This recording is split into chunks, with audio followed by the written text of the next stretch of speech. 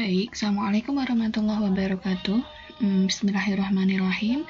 Kita kembali lagi ke pertemuan berikutnya mengenai kimia organik ya, bahwa kita akan mengkaji ilmu Allah yang lain, yaitu mengenai chemical bonding. Mungkin dulu teman-teman sudah pada tahu apa itu ikatan ionik, kemudian ikatan kovalen, kemudian ada gaya-gaya antar molekul, begitu ya, gaya van der Waals dan yang sebagainya.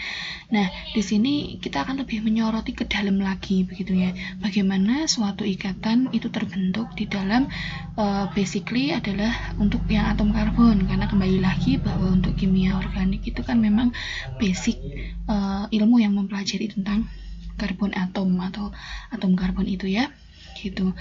Nah, nanti di pertemuan kali ini kita akan belajar mengenai apa sih dan bagaimana sih terbentuknya suatu ikatan sigma, terus kemudian ikatan pi, bagaimana kemudian karakteristik dari ikatan sigma dan ikatan pi, yang kemudian akan kita lanjutkan dengan bagaimana hibridisasi dari suatu atom karbon yang merupakan basic dalam kimia organik, gitu ya. Oke. Nah, ini mungkin teman-teman yang perlu saya luruskan terlebih dahulu, atau mungkin saya perlu tekankan terlebih dahulu, bahwa kalau kita bicara tentang suatu ikatan, gitu ya, kita harus bisa membedakan nih dua hal, orbital atom dan orbital molekul, atau atomic orbital dan molecular orbital. Jadi, kalau orbital atom itu adalah kita kan, kalau misalnya teman-teman ulang di Kimdas 1 dulu ya, gitu ya, bahwa yang namanya suatu elektron itu tidak bisa ditentukan dengan pasti keberadaannya. Nah, hanya bisa ditentukan apanya? Yaitu peluang kebolehjadian atau peluang ditemukannya elektron, yaitu di mana? Betul, yaitu di suatu orbital atom. Atau gampangannya kalau saya membahasakan sederhana, suatu orbital atom itu ya kamar, begitu, kamar di mana elektron itu berada. Nah, si elektronnya itu mau di pojokan kamar, pojok sebelah kiri, pojok sebelah kanan, pojok sebelah atas, itu tidak bisa ditentukan dengan pasti. Tapi 90% kepastiannya bahwa elektron itu ada di kamar itu. Nah, itu dinamakan suatu orbital. Saya analoginya seperti itu. Jadi suatu orbital atom itu menggambarkan suatu ruangan kosong atau space, istilahnya kalau di buku Solomon ya, teman-teman sudah download kan di Google Drive yang kemarin sudah dibagi. Ada buku Solomon, ada buku Francis A. Carey juga, yang ini beberapa yang saya pakai untuk mendasari PPT ini. Jadi suatu orbital atom itu adalah menggambarkan suatu ruangan yang kosong di mana ada satu atau dua elektron ditemukan, tergantung ya. Kalau misalnya dia pas atomnya itu kebetulan ada satu elektron, ya berarti satu elektron ada satu elektron aja di kamar tersebut, begitu. Nah, untuk orbital atom itu berarti dia adalah yang dimiliki oleh atom tersebut, gitu ya. Atom, kita bicara atom, berarti dia belum bergandengan dengan atom yang lain, atau ini kamar ketika dia masih sendirian, atau ketika dia masih jomblo, belum menjalin suatu ikatan. Itu dia berarti adalah orbital atom. Sedikit berbeda dengan molecular orbital atau orbital molekul. Masih sama sih pengertiannya, jadi dia itu seperti kamar gitu ya, masih sama, adalah wilayah gitu ya, kebolehjadian di mana menemukan suatu elektron. Tetapi kalau di sini tadi, elektron milik siapa? Elektron milik si atom, yaitu ketika dia masih single, ketika dia masih jomblo, belum berikatan. Tapi kalau misalnya yang di molecular orbital, ini adalah suatu wilayah atau suatu kamar, begitu ya, di mana satu atau dua elektron dari molekul dapat ditentukan. Jadi ini kamar milik suatu atom yang sudah yang sudah menjalin ikatan dengan atom yang lain, gitu ya. Nah, bentuknya pun itu berbeda, cara membentuknya pun berbeda untuk atom-atom yang dengan orbital dasarnya, atau ketika orbital atomnya dia itu lebih besar daripada satu diagram begitu ya, satu kamar, maka tentunya dia akan lebih kompleks lagi begitu ya, karena dia harus menyamakan level energinya untuk setiap ruangan yang dipakai untuk berikatan gitu ya. Jangan pusing dulu, nanti kita akan belajar tentang itu pelan-pelan ya. Nah, intinya yang teman-teman harus pegang di sini adalah bahwa untuk orbital atom itu berarti milik dia single item sendiri, atau misalnya hidrogen ya hidrogen doang begitu ya, satu H tok gitu ya. Kalau dia sudah bentuk H2 berarti dia bukan lagi pakai orbital atom, melainkan dia sudah pakai orbital molekul gitu ya. Nah, kalau untuk kasus hidrogen begini ya, ini masih simpel, masih bisa mirip gitu ya, orbital atom yang digunakan dengan orbital molekul yang digunakan itu sama. Kalau saya bicara orbital atom, berarti saya bicara tentang satu buah orbital saja di sini yang miliknya si atom H, satu H tok. Tapi beda kasus ketika dia sudah membentuk H dengan H begini ya. Ini kan kalau misalnya ditulis kan jadinya H2 gitu toh. Nah, ini sudah molekul. Maaf ini nulisnya karena pakai mouse ya, nggak pakai pen tablet. Soalnya kalau pakai pen tablet sambil rekaman itu kadang tulisannya nggak smooth, itu putus-putus. Nah, ini ketika saya bicara atom H tok, H itu kan nomor atomnya berapa? 1 toh? Entah. Berarti kalau kita bikin konfigurasi elektronnya ya udah 1 S 1 gitu toh. Ya, ada satu elektron doang dan ada satu orbital doang yaitu S, yang mana S itu bentuk orbitalnya adalah bulat, nggak lonjong ya, tapi bulat sempurna. Maaf ini karena pakai mouse jadinya ya anggaplah seperti ini, ya memang seperti ini gitu loh. Jadi kebolehjadian si atom, kebolehjadian si elektron ini ditemukan ya di ruangan ini, di kamar S ini, di kamar 1S ini gitu loh. Itu ketika kita bicara tentang, kalau saya bilang H tok begini berarti saya pakai kamarnya itu adalah kamar milik orbital atom. Tapi ketika kamar orbital atom, satu buah H ini kan, satu buah atom H ini kan punya satu kamar ini. Terus ketemu tuh sama H yang kedua. H yang kedua juga punya orbital ini. Gitu kan? Sama atau soalnya sama-sama H. Nah, ketika dia itu saling berdekatan ya, maka si orbital ini, si kamar-kamar ini, sebenarnya kamar ini itu kan wilayah elektron ya, wilayah kemungkinan ditemukan elektron, dan elektron sendiri itu kan bergerak dengan sangat cepat begitu ya, sehingga makanya tidak bisa ditemukan dengan pasti keberadaannya itu tepatnya di mana. Karena ketika misalnya kita bilang, oh elektronnya di pojok sini gitu, waktu kita bilang misalnya ditanya elektronnya di mana ya, oh di pojok sini, waktu kita bilang di pojok sini terus kita hampiri, elektronnya tuh sudah pindah ke sini. Terus ketika bilang, oh enggak, pindah di sini. Ketika kita nunjuk ke sini, elektronnya sudah pindah ke sini. Nanti ketika kita bilang di sini, sudah pindah ke sini lagi, gitu loh. Makanya kan ada dua sifat dari si elektron ya, dualisme ya, dia bersifat sebagai suatu partikel maupun gelombang. Nah, kita kembali lagi ke sini. Ketika dua orbital ini, oh ya, ini orbital ini tuh berarti muatannya negatif apa positif cenderungnya? Karena dia kan dari elektron yang bergerak gitu ya, elektron kan negatif ya, dia bergerak terus di daerah sini, maka ini seakan-akan membentuk suatu rapatan negatif, atau kalau istilahnya di buku-buku literatur itu adalah cloud ya, atau awan elektron begitu ya. Jadi ini sebenarnya wilayah ini sangat negatif gitu ya. Nah, ketika dia ketemu dengan orbital yang satunya dan kemudian dia overlap itu tumpang tindih gitu ya.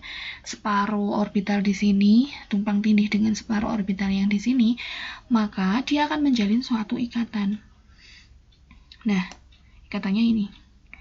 Yang kemudian direpresentasikan kemarin sama teman-teman itu adalah bentuknya strip seperti ini kan. Gitu.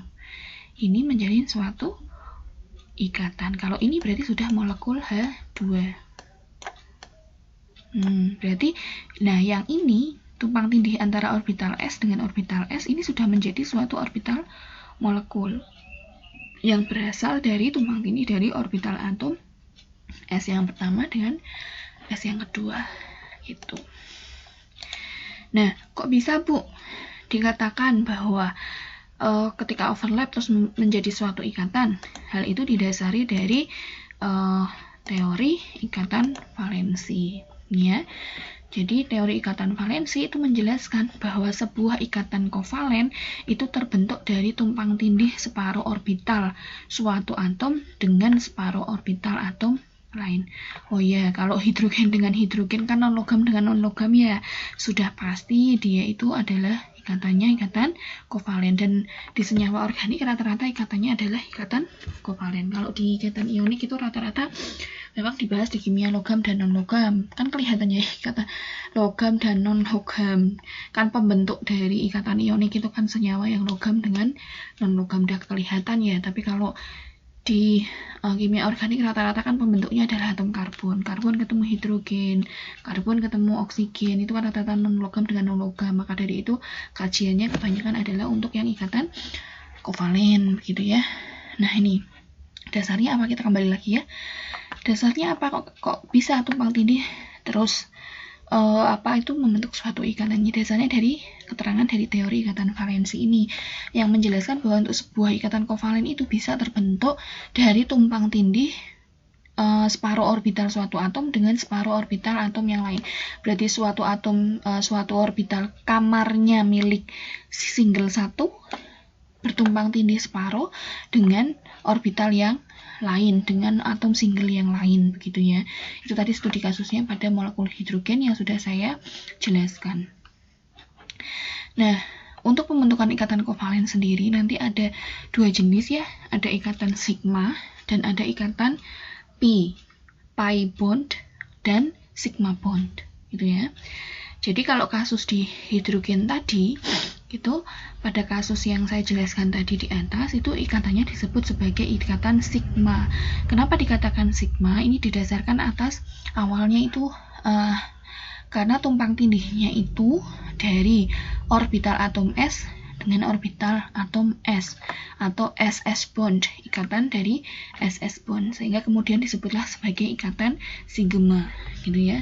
Ini untuk molekul H2 ini memang sangat simpel karena memang dia hanya punya satu ruangan, satu orbital atom, dan juga dia punya satu elektron. Nah, tapi beda kasus ketika kita cerita tentang atom lain, misalnya atom karbon, yang mana atom karbon itu kan dia juga punya orbital P. Nah, ingat-ingat kembali ya, orbital P bentuknya kayak gimana. Orbital S kan bentuknya yang bulat begini, orbital P kan yang begini ya kan?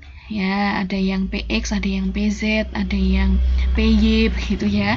Tapi bentuknya pada dasarnya dia adalah cuping dua begini. Ada yang tegak, ada yang lurus, ada yang bentuk di sumbu Z gitu ya. Tapi dia terdiri atas 3 ruangan begitu ya. Dia punya 3 jenis ruangan seperti itu. Nah, kalau untuk sigma bond disimbolkan dengan yang seperti ini, sigma gitu. Itu sebenarnya dia adalah strongest type of covalent chemical bond. Jadi dia itu adalah ikatan yang paling kuat. Ikatan yang paling kuat jika dibandingkan dengan ikatan pi gitu ya. Nah, maka dari itu tidak mungkin kalau misalnya suatu molekul itu terbentuk hanya ada ikatan pi tok, itu nggak mungkin. Tapi kalau ada ikatan sigma tok itu mungkin gitu ya. Karena yang overlap itu adalah bagian aksialnya atau head on-nya.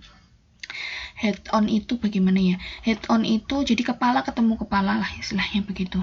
Jadi kayak misalnya ini, kalau ini kan nggak kelihatan kepala ketemu kepala gitu ya. Jadi ini ketemu ini, karena tadi SS begitu ya. Nah, misal contoh yang di sini, kepala ketemu kepala itu ini S, terus P-nya itu bentuk aksial. Di aksialnya dia tumpang tindih sama di sini. Ini sigma bond, gitu ya. Jadi yang di sini kalau kepala ketemu kepala, di sini sigma bond. Beda kasus nanti dengan yang orbital pi. Nanti juga di aktivitas keberapa nanti akan saya kasih link video juga untuk animasinya supaya kalian lebih jelas lagi. Soalnya kalau misalnya dulu sih kami biasanya praktek langsung ya. Jadi ketika offline begitu biasanya saya minta kalian untuk membawa malam atau plastisin begitu ya. Terus kemudian kita coba mainan bentuk orbital-orbital ini. Tapi karena kita kondisinya memang sedang begini ya, kita pakai bantuan komputer begitu ya untuk animasinya supaya kalian lebih jelas nanti. Nah, ini ketemu kepala. Ini juga misalnya ini orbital P, ini tumpang tindihnya kepala ketemu kepala seperti ini, maka dia sigma bond. Beda kasus dengan pi bond. Kalau ikatan pi di sini ini menyamping. Kalau tadi kan ini ya, kepala ketemu kepala terus dia overlap seperti ini. Nah, ini membentuk ikatan sigmanya. Ini kepala ketemu kepala bentuk sigmanya, atau dia yang terbentuk dari axial overlapping, jadi dia terbentuknya di sumbu X-nya begitu overlapping, sehingga nanti ketika ini disunduk begitu ya, itu dia bisa berputar begitu. Disunduk itu apa ya? Ditusuk, kayak tusuk sate begitu ya, ini dia bisa berputar. Nah, kalau yang di sini pi bond jenis yang kedua, itu ikatan kovalen yang dihasilkan dari tumpang tindih yang menyamping. Jadi misalnya ini kan tadi juga ikatan P, di sini juga orbital P ya. Ini milik single, orbital P milik atom yang masih single, ini juga milik orbital P yang masih single, dan dia overlap dua-duanya di sini. Nah, awan elektronnya tuh overlapnya menyamping kan kalau ini ya. Tidak kepala ketemu kepala gitu ya. Nah, ini maka dia membentuk suatu ikatan P gitu. Nah, tapi ingat, kalau misalnya ini overlap pun, ini overlap di sini, otomatis kan ada bagian dari yang PX-nya itu juga overlap kan, sehingga tidak mungkin tadi saya katakan ada suatu ikatan pitok tanpa ada ikatan sigma, karena otomatis secara tidak langsung kepala ketemu kepala juga akan terbentuk di sini. Nah, kalau ikatan orbital P, kalau saya sudah bilang orbital P berarti artinya dia sudah overlap. Dia sebagai orbital molekul ya, dia sudah berikatan dengan atom yang lain, bukan milik atom singlenya ya. Lah orbital P itu bentuknya ini loh nak, dari atas. Ini kan karena tumpang tindihnya itu menyatu begitu ya, nyamping begitu. Kita buang dulu yang ini ya. Kalau ini kita dekatkan begitu, nanti ini dia jadinya begini. Nah, ini segini itu seorbital semua ini. Nah, ini adalah satu orbital P. Ini yang saya kotai di sini. Lah kalau yang orbital sigma, ikatan sigma itu di sini nih. Ini orbital sigma. Elektron kalau di orbital sigma, di ikatan sigma itu elektronnya bergeraknya dari sini ke sini. Nah, tapi kalau di orbital P elektronnya itu bergerak dari sini. Nah, lah lihat, rapatan elektron atau awan elektron yang dibentuk oleh ikatan sigma di sini tentunya kan lebih rapat toh dibandingkan yang ada di sini. Nah, sehingga ini menyebabkan kekuatan dari ikatan sigma itu lebih besar. Atau kalau saya analogikan, kan tadi head on ya, kepala ketemu kepala. Makanya kalau orang menikah itu yang harus dikuatkan itu adalah pertemuan dari pemikirannya dulu, kepala ketemu kepala, sehingga nanti hati ketemu hati gitu ya. Tapi kalau menyamping itu kan kondisi yang lain-lain saja yang overlap begitu ya, misalnya pegangan tangan saja atau apa, itu masih bisa lepas kapanpun begitu. Karena apa, begitu nanti sudah tidak bagus lagi bisa ditinggal kapanpun. Tapi kalau isi kepala ketemu isi kepala, ya akan menjalin suatu ikatan yang lebih kuat. Bagi yang jomblo dilarang baper ya. Nah, ini kita lihat ya. Untuk animasinya, kita lihat di sini pembentukan yang pertama, ini yang paling simpel dulu, hidrogen dengan hidrogen, karena ini orbital atom S ketemu orbital atom S, kemudian dia overlap bentuk ikatan sigma. Nah, ini ketika disunduk ya, dia bisa berputar begitu ya. Ini adalah ikatan sigma untuk molekul hidrogen. Lah, ini orbital atau ikatan sigma yang terbentuk dari orbital atom P dengan P. Nah, ini ketika dia overlap bersatu jadinya seperti ini. Nah, ini masih yang ikatan sigma. Ini antara orbital S dengan orbital P, tapi dia membentuk ikatan sigma. Kenapa? Karena menyamping, head on, overlapnya itu kepala ketemu kepala. menyamping, maaf, kepala ketemu kepala tidak menyamping ya. Ini orbital untuk ikatan sigma. Nah, ini untuk yang lebih lanjut lagi ya, ini CH4 gitu ya. Ini ketika membentuk seperti ini maka ikatan sigma semua karena dia overlap satu dengan yang lain. Nanti saya jelaskan lagi kalau untuk yang lebih lanjut ya. Baik, bagaimana kemudian untuk yang orbital P, ikatan P? Kalau ikatan P di sini nih menyamping satu dengan yang lain, seret, ketika dia bergabung, nah lihat hatinya intinya kan nggak ketemu, yang ketemu hanya bagian ininya saja. Nah, ini ketika dia disunduk dia nggak bisa muter karena begitu muter maka ininya akan patah, sumbunya di sini akan patah, gitu ya. Ini untuk orbital P, beda sama yang tadi sigma. Nah, ini yang kalau orbital P pasti di dalamnya ada orbital P. Maaf saya kok salah sebut terus ya dari tadi. Untuk ikatan P pasti di dalamnya ada ikatan sigma karena yang menghubungkan inti tadi loh. Ya. Kita lanjut lagi. Ini kalau ini untuk yang ikatannya rangkap 3 ya tadi ya. Jadi ada yang menyampingnya itu 2. Sehingga ada 2 untuk yang ikatan rangkap 3, ada 1 ikatan sigma dan ada 2 ikatan P. Ikatan P yang pertama tadi yang dari atas ke bawah, ikatan P yang kedua dari depan ke belakang. Baterai saya habis sih, bentar. Nah, ini perbedaan ikatan sigma dengan ikatan P. Jadi yang pertama untuk ikatan sigma ini terbentuk dari axial overlap atau sumbu aksial begitu ya yang bertumpang tindih dari masing-masing orbital atom. Sementara untuk untuk ikatan P itu terbentuk dari sideways atau menyamping, tumpang tindih dari masing-masing orbital atom yang posisinya adalah menyamping. Jadi dia tidak menyatukan intinya begitu ya, tapi dia hanya menyatukan awan elektronnya saja.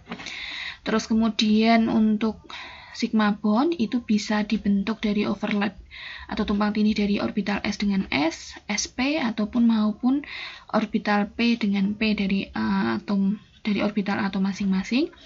Kalau ikatan P itu dia hanya melibatkan overlap dari orbital-orbital atom P saja.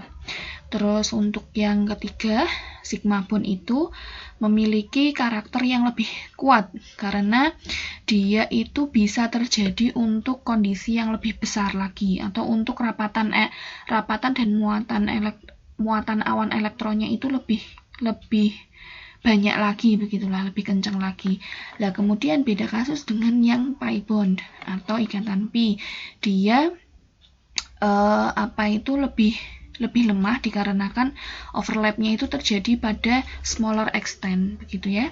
Terus kemudian yang keempat, untuk molekular orbital atau orbital molekul ini, dia itu tadi kalau ditusuk pakai tusuk sate begitu tadi ya, dia simetris begitu di sumbu eksis. Sementara untuk yang pi bond itu orbital molekulnya itu discontinue dan juga terdiri dari 2 awan elektron dari atas sampai ke bawah, begitu ya tadi yang saya jelaskan sebelumnya. Terus kemudian ini kalau yang di sigma bond itu dia bisa berputar di sekeliling atom. Kalau kita tusuk sate tadi dia bisa diputar. Kemudian kalau yang pi bond tidak bisa karena nanti akan patah untuk ikatan P-nya. Ingat karena ikatan P tadi kan dari atas ke bawah gitu ya. Nah, kalau ditusuk misalnya yang satu berputar ke kanan, yang satu berputar ke kiri kan tentu akan patah. Terus yang keenam, dia ikatan sigma itu bisa muncul sendirian atau bisa sama-sama bareng ikatan P. Tetapi kalau ikatan P itu selalu bergandengan sama yang ikatan sigma gitu. Demikian untuk video kali ini. Semoga teman-teman paham. Nanti kita akan lanjut ke video berikutnya. Assalamualaikum.